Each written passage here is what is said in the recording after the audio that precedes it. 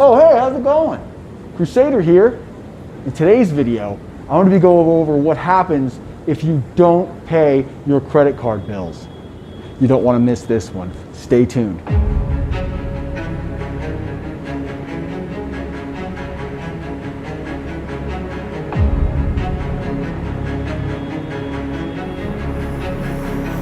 All right, so what the hell happens if you don't pay your credit card bills? Now, in this video, I'm only talking about credit card bills. I'm not talking about mortgages, car payments, utility bills. I'm only talking about credit card bills.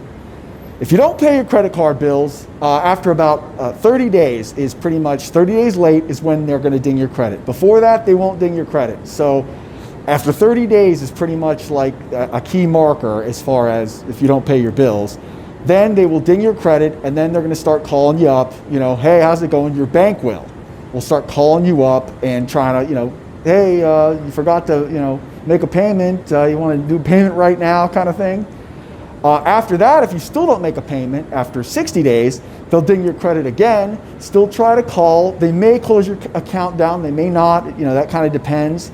And then after 90 days, chances are they're going to close your account, and then they're going to start calling and, trying to collect the debt, basically. The bank will.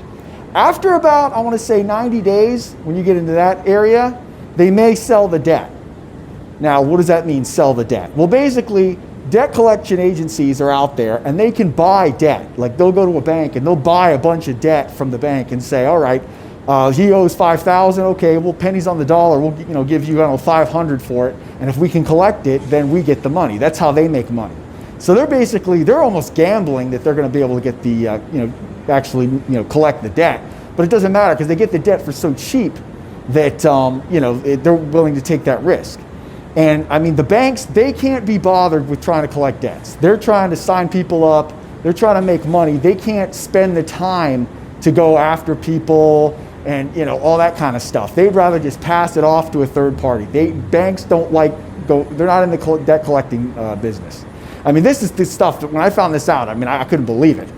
But anyways, the banks, they can write it off as bad debt because when, on their taxes at the end of the year, or they can sell it to a debt collection agency.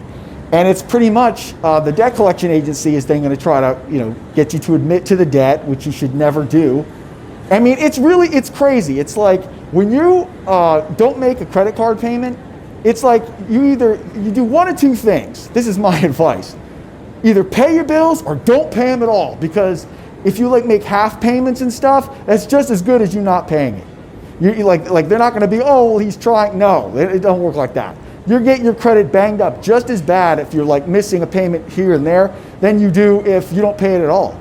So it's like it doesn't make any sense to pay it. I mean, I hate to say it, but it really doesn't make any sense to pay it, because even if you did pay it, they're going to be like, okay, thanks for the money. Bye, our business is done. Don't come back, and your credit's still banged up, and you also paid the debt. So some of the things that I can advise you guys to do is, if you're trying to get a missed payment or charge off account or what have you removed off of your credit, if you do pay it, you need to make sure that you have something in writing that states if you pay this debt that they're going to remove the negative item off of your credit, because they won't do it otherwise. They're only going to do what's in their best interest, not what's in your best interest, unless they're forced to. All right. And what's crazy is the laws in this country. There is no debtor's prison. I mean, it's nuts. You can go to jail if you don't pay your child support or your taxes, but as far as credit cards and stuff, you can't go to jail for that, which is I thought for the longest time, if you don't pay, it's like stealing. Well, I guess not. I mean, only in America.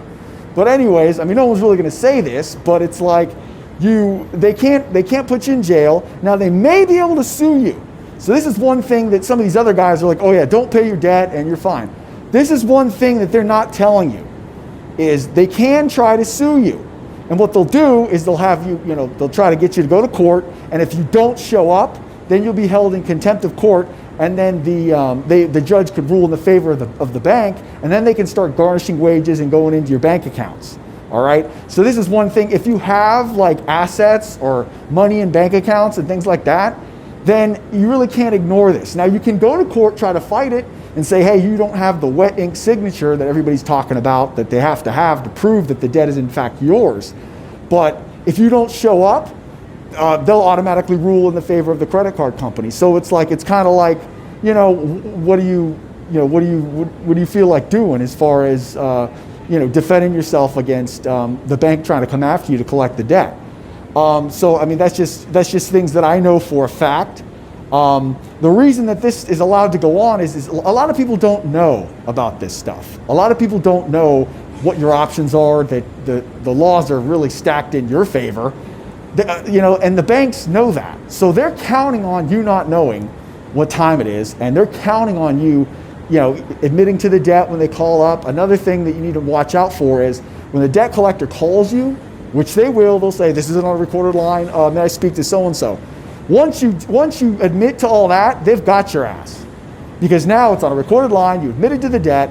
So if you plan on not paying a debt, my advice to you, change your phone number, and when someone calls you, screen your phone calls, or definitely don't admit to anything on a recorded line, because that's what they're trying to do. That's a tactic that they use. But it's outside of that. I mean, outside of nasty grams in the mail, phone calls, and all that kind of stuff, they really can't do anything. Which, I mean, in my opinion, it blows me away that they don't have more recourse than that. They can bang up your credit. They can do harassing phone calls, harassing letters. I've heard of guys who hadn't paid their bills, and the debt collector be like, yeah, we're coming to the door with the sheriff and all this kind of stuff. No one ever comes. I mean, it's like there's tactics that they're going to try to use to scare you, but in all actuality, they really don't have the power to really forcibly make you pay that debt. So, I mean, that's just something I wanted you guys to know. I mean, it's crazy that this is how shit works, but it's true. Another thing I wanted to go into is what happens if you have a CPN and you don't pay the debt? Well, pretty much the same thing happens as if you're a regular Social Security number. Now, the one thing that may stop that, and one thing that may really, have the law up your ass for some of you people that like to get CPNs, run them up, and then not pay them, if you don't make any payments, they may have an investigation on the account and what have you, look more into it, and then they could actually get the police involved as far as saying that it's fraud. But if for people who get CPNs and if they were to pay them for 6 months to a year, all that's going to happen is, I'm telling you the truth, is they're going to get thrown in that pile with the debt collecting agencies.